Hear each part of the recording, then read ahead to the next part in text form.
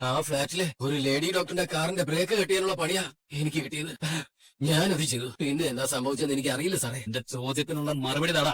നിന്നെ കൊണ്ടത് ചെയ്യിപ്പിച്ചതാരാ? സുമിത മേടാ എന്നെ വിളിച്ചൊരാൾക്ക് പരിചയപ്പെടുത്തിയത്. ആകാശ് മേനോനല്ലടാ. അല്ല, ആ സ്ത്രീയുടെ പേര് രചന എന്നാ. അവനാ എനിക്ക് പണം തന്നു. എല്ലാ ഇടപാടും ആ സ്ത്രീയുമായിട്ടായിരുന്നു. സാറിന് എന്നെ എത്ര തല്ലിയാലും പോലീസിന് കൈമാറിയാലും എനിക്ക് ഇതിൽ കൂടുതലായിട്ട് ഒന്നും അറിയില്ല. ആ മഹേഷ് എവിടെ പോയത്? വിളിച്ചിട്ട് കിട്ടിയതുമില്ല. എന്ത് വേഷം ഇത്? മഹേഷ് ആകാശ് മേനോനുമായിട്ട് എന്തെങ്കിലും പ്രശ്നം ഉണ്ടായോ? അടിപിടി ഉണ്ടായ എല്ലാ ലക്ഷണങ്ങളും ഉണ്ട്. എന്താ മഹേഷ്? താൻ പേടിക്കാതെ. ആകാശമായിട്ട് ഒരു ഇഷ്യൂ ഉണ്ടായതല്ല. ഞാൻ അവനെ കണ്ടിട്ടുകൂടിയില്ല. പിന്നെ മഹേഷിന് എന്തെങ്കിലും ആക്സിഡന്റ് പറ്റിയോ? എന്റെ സംശയങ്ങളൊക്കെ സത്യം. കാർ ആക്സിഡന്റ് ഒരു മർഡർ അറ്റംപ്റ്റ് തന്നെയായിരുന്നു. ഞാൻ കരുതിയതുപോലെ ഇഷിതയായിരുന്നു ലക്ഷ്യം. പക്ഷെ ഞാൻ ആരെ സംശയിച്ചു? അയാൾ ഇതൊന്നും അറിഞ്ഞിട്ട് കൂടി ഒരു കൊടും ക്രിമിനലിന് കൊട്ടേഷൻ കൊടുത്ത് തലേ ദിവസം തന്റെ കാറിന്റെ ബ്രേക്ക് മുറിച്ചു വെക്കുകയാണ്. അത് ചെയ്തത് ആരാണെന്ന് അറിയേണ്ടത്. മനസ്സിലായി മഹേഷ്. ആകാശ് മേനോൻ അല്ല. പിന്നെ എന്നെ കൊല്ലം ധൃതി കാണിച്ചത് ആരാ? രചന. രജനിയോ?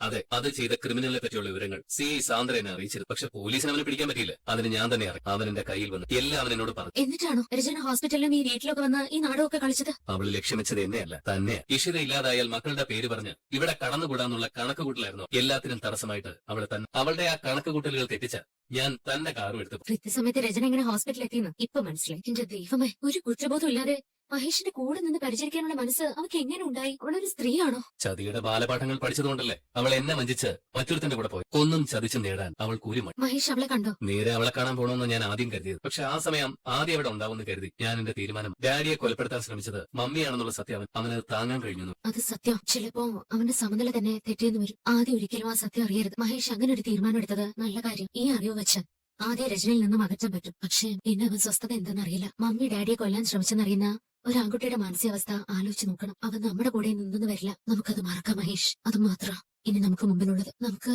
മറ്റൊന്നും ചെയ്യാൻ കഴിയില്ല.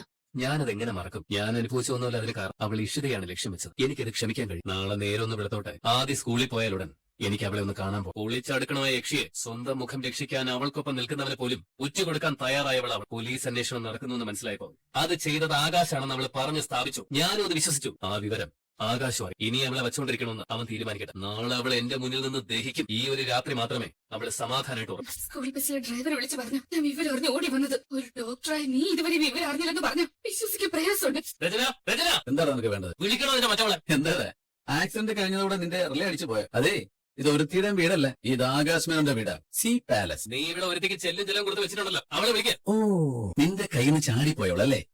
എന്താ നിനക്ക് അവളെ തിരിച്ചു വേണം? എന്താ മഹേഷ്? വേണ്ട, ഇത് എന്റെ വീട്ടിൽ വെച്ചു. ആകാശ് മേനോൻ ഒരു പെണ്ണിനെ സംരക്ഷിക്കാൻ തീരുമാനം എടുത്ത് കഴിഞ്ഞാൽ പിന്നെ മറ്റൊരുത്തിന് എന്റെ മുന്നിൽ വെച്ച് ഇവളുടെ ദേഹത്ത് കൈവയ്ക്കില്ല. എന്താ മഹേഷിന്റെ പ്രശ്നം? അത് പറ. നിന്റെ പ്രശ്നം തീർത്ത് തരാനായി ഞാനിവിടെ വന്നത്. നീയായിരുന്നല്ലേ എന്റെ ആക്സിഡന്റിന് പിന്നിൽ കളിച്ചത്. ഞാനത് മനസ്സിലാക്കില്ല എന്ന് നീ കരുതി. ആരെങ്കിലും പറയുന്നത് കേട്ട് മഹേഷ് എന്റെ തലയിൽ കുറ്റം കെട്ടി വെക്കണ്ട. മഹേഷിന് ഞാൻ എന്തിനു കൊല്ലണം? മഹേഷ് എനിക്ക് ആരും അല്ലെങ്കിലും ഇന്ന് 2 കുട്ടികളുടെ അച്ഛനാണ്. മഹേഷ് ജീവിച്ചിരിക്കേണ്ടത് അവരുടെ ആവശ്യമാണ്. ഞാൻ ഇതിന് പിന്നിൽ നിന്ന് പറയാൻ മഹേഷിന് എങ്ങനെ തോന്നി? പിന്നെ ആരാ? ഇവനോ? ഓ, നീ ഇപ്പോഴാണോ കുറ്റാന്വേഷണോട് ഇറങ്ങിയേക്കുന്നത്? ചിലക്കാതെ നിൽക്കണ അവിടെ. എനിക്ക് സംസാരിക്കേണ്ടത് ഇവളോടാ. പറയണി, ഇവനാണോ ചെയ്തത്? സംഭവ സ്ഥലത്ത് ആകാശിനെ കണ്ടിരുന്നു എന്ന് നീ തന്നെയല്ലേ എന്നോട് പറഞ്ഞത്? ഞാൻ അറിയാത്ത കാര്യങ്ങൾ ആകാശ് മഹേഷ് പറയുന്നത് നമ്മളെ തെറ്റിക്കാനാണ് നോക്കുന്നത്. നിനക്കിനി ഇവന്റെ മുന്നിൽ പിടിച്ചു നിന്നേ പറ്റൂ. അതെനിക്ക് അറിയാടി. ഇവളെ എന്നോട് പറഞ്ഞതാ ഞാൻ പറഞ്ഞത്. കള്ളം, പച്ചക്കള്ളം. ഞാൻ അങ്ങനെയൊന്നും പറഞ്ഞിട്ടില്ല. ശരി, നീ പറഞ്ഞിട്ടില്ല എന്ന് എന്നെ വെച്ചു. പക്ഷെ ഇഷിതയുടെ കാറിന്റെ ബ്രേക്ക് മുറിച്ചു മാറ്റാൻ നീ കൊടുത്ത കൊട്ടേഷനാണെന്ന് നിഷേധിക്കാൻ നിനക്ക് പറ്റില്ല. ആ സത്യം ഇവന് പോലും അറിയില്ല. മഹേഷ് മിണ്ടരുത്. നീ നിഷേധിച്ച നിന്റെ മുന്നിലേക്ക് പ്രാഞ്ചിയെ കൊണ്ടുവരും. അതിന് പിന്നിൽ ഇനി ഒരു അന്വേഷണം ഉണ്ടാവില്ലെന്ന് നീ കരുതി. പ്രാഞ്ചിയെ ഞാൻ ഇന്നലെ അങ്ങ് പൊക്കി. കിട്ടേണ്ടത് കിട്ടിയപ്പോ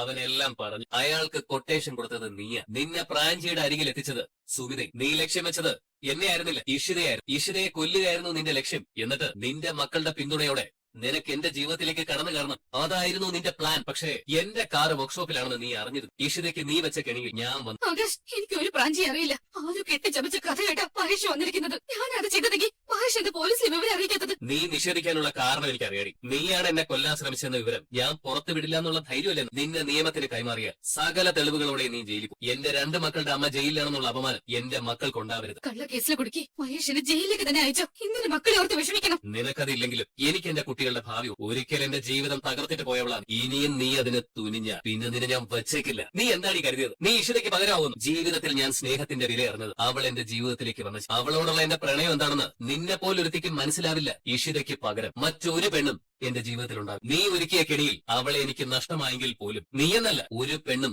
മഹേഷിന്റെ മനസ്സിലേക്ക് വരില്ല. ഇഷിത ജീവിച്ചിരിക്കുന്നതുകൊണ്ട് നീയൊക്കെ ജീവിക്കുന്നത്. അല്ലായിരുന്നെങ്കിൽ സത്യം തിരിച്ചറിഞ്ഞ ആ നിമിഷം നിന്നെ തീർത്തിട്ട് ഞാൻ ജയിലിൽ പോയേനെ. ഇത് ഇവിടം കൊണ്ട് നീ അവസാനിപ്പിച്ചോ. നിനക്ക് ദയാഹർജി കോടതി തന്ന് നിന്റെ ജീവൻ രക്ഷിച്ചത് നീ പെറ്റ 2 മക്കള് കാരണം. എന്റെ മക്കൾക്ക് വേണ്ടി ഈ കൊടിയ അപരാധം ഞാൻ മനസ്സിൽ അടക്കി വയ്ക്കുക. നിന്റെ ജീവൻ നിന്റെ മക്കളുടെ ഔദാര്യം മാത്രം. എന്നെ തോൽപ്പിക്കാൻ മാത്രം ജീവിതം ഒഴിഞ്ഞു വെച്ച നീ മനസ്സിൽ കുറിച്ചു വെച്ചോടെ ആകാശം. നിന്റെ അന്ത്യം ഇവള് കാരണം. ആരോ മഹേഷിനെ തെറ്റിദ്ധരിപ്പിച്ചതാ. നീ അവന്റെ മുമ്പിൽ കാണിച്ച ഷോ ഉണ്ടല്ലോ, എന്റെ മുന്നിൽ അത് വേണ്ട. ഇഷിതയെ ഇല്ലാതാക്കി മഹേഷിന്റെ ജീവിതത്തിൽ കടന്നുകൂടാമെന്ന് കണക്ക് കൂട്ടി നീ തന്നെയല്ലേ അത് ചെയ്തത്? ആകാശ് അത് വിശ്വസിച്ചല്ലേ നമ്മളെ തമ്മിൽ തല്ലിക്കാനാ മഹേഷ് ശ്രമിച്ചത്. മഹേഷിനെ ഇഷ്ടയും തമ്മിൽ തല്ലിക്കണമെന്ന് ഉദ്ദേശം എനിക്കുള്ളൂ. ആരെയും കൊല്ലാൻ ഞാൻ ശ്രമിച്ചിട്ടില്ല. എന്നെ പൊട്ടനാക്കുന്നോടി. പ്രാഞ്ചിയെയും സുമിയെയും നിന്റെ മുന്നിൽ ഞാൻ കൊണ്ടുവരും. അവരെ കൊണ്ട് സത്യം എന്താണെന്ന് ഞാൻ പറയിക്കും. പ്രാഞ്ചി ആരാണെന്ന് എനിക്കറിയാം. അവനെ കൊണ്ട് മുമ്പ് പലതും ഞാൻ ചെയ്തിട്ടുണ്ടടി. എന്റെ ഒരു കോള് മതി അവനോട് എത്താൻ. എന്താ ഇനി നീ എന്റെ മുമ്പിൽ നിഷേധി പറയടി. നീ ഇഷിതയെ കൊല്ലാൻ കൊട്ടേഷൻ കൊടുത്തത് പറയടി.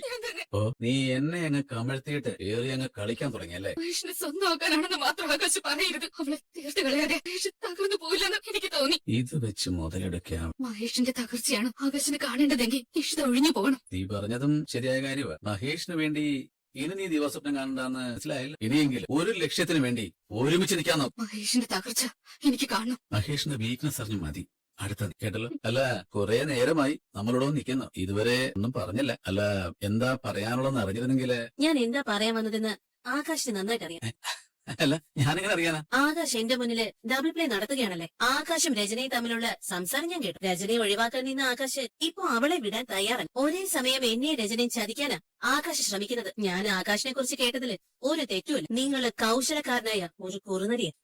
സുമി എന്നെ തെറ്റിദ്ധരിച്ചിരിക്കുക. സുമിയുടെ മുന്നിൽ മുഖം രക്ഷിക്കാനല്ല ഞാൻ ശ്രമിക്കുന്നത്. രചന എനിക്കൊരു ടൂളാ, അതിനപ്പുറം ഒന്നുമില്ല. അവക്ക് മഹേഷിനോടുള്ള പക വർദ്ധിപ്പിക്കണം. അതിലൂടെ മഹേഷിനെ തകർക്കണം. അതുവരെ ഉള്ളൂ ആകാശിന്റെ ജീവിതത്തിൽ രചനയ്ക്കുള്ള റോള്. എനിക്ക് ഇപ്പോ അവളെ പിണക്കാൻ കഴിയും. അവളുടെ മകനെ വെച്ചാണ് എന്റെ അടുത്ത നീ. മഹേഷിന്റെ തകർച്ചയല്ലേ സുമിക്കും വേണ്ടത്? ഞാൻ ഇതൊക്കെ വിശ്വസിക്കണം. വിശ്വസിക്കണം. എന്റെ ജീവിതത്തില് രചനയ്ക്കുള്ള സ്ഥാനമല്ല സുമിക്കുണ്ടാവും. സുമിയുടെ നിലയോ വിലയോ രചനയ്ക്കുണ്ടോ? ആരാ അവള്? മറ്റൊരുത്തന്റെ 2 മക്കളുടെ അമ്മ. അല്ല ഞാൻ എന്തിന്റെ ജീവിതകാലം മുഴുവൻ അവളെ ചുമന്ന് നടക്കണം? പക്ഷെ എനിക്ക് സുമിയോടുള്ള ശുദ്ധമായ ഓക്കെ, ഞാനിത് വിശ്വസിക്കാം. രചനയെ ഒഴിവാക്കാനാണ് ആകാശിന്റെ തീരുമാനമെങ്കിൽ നമുക്ക് ഒന്നിച്ച് ജീവിക്കാം. സുമി അങ്ങനെ ചിന്തിക്കരുത്. നമ്മൾ ബിസിനസ്സുകാരാണ്. നമ്മൾ ഒന്നിച്ച 2 കൂട്ടർക്ക് നേട്ടമാണ്. പക്ഷേ എന്റെ ആ പഴയ നിലപാടിൽ ഇപ്പോഴും ഒരു മാറ്റമില്ല. ലിവിംഗ് ടുഗദർ അല്ല, വിവാഹം. അതാണ് വേണ്ടത്. ഞാനൊരു ഫാമിലി മാൻ അല്ല എന്ന് സുമി മനസ്സിലാക്കും. അങ്ങനെ ആയിരുന്നെങ്കിൽ രചനയെ എന്നെ ഒഴിവാക്കി മറ്റൊരു പെൺകുട്ടിയുടെ കഴുത്തിൽ ഞാൻ താലി ചാർത്തിയേനെ. എനിക്കിങ്ങനെ ജീവിക്കേണ്ട കാര്യമുണ്ടോ? ഞാൻ ലൈഫ് എൻജോയ് ചെയ്യുന്നത് ഇങ്ങനെ വിവാഹം എന്ന കെട്ടുപാടുകളിൽ ചെന്ന് വീണ് ലൈഫ് സ്പോയിൽ ചെയ്യാൻ ഞാൻ. എന്നോട് നിങ്ങൾ ശത്രുത വെച്ച് പെരുമാറരുത്. എന്റെ പ്രാർത്ഥന അത് തന്നെയാ. നിന്റെ ഗർഭം എങ്ങും വിട്ടാതെ പോവാൻ. അതെടി എനിക്കിപ്പോഴും അവളെ ഇഷ്ടാ. ഞാൻ ഇപ്പോഴും മിഷിനെ സ്നേഹിക്കുന്നുണ്ട്. എന്നെ തോൽപ്പിക്കാൻ നിനക്കെന്നല്ല മുജിത്തിക്കാൻ കഴിയില്ല.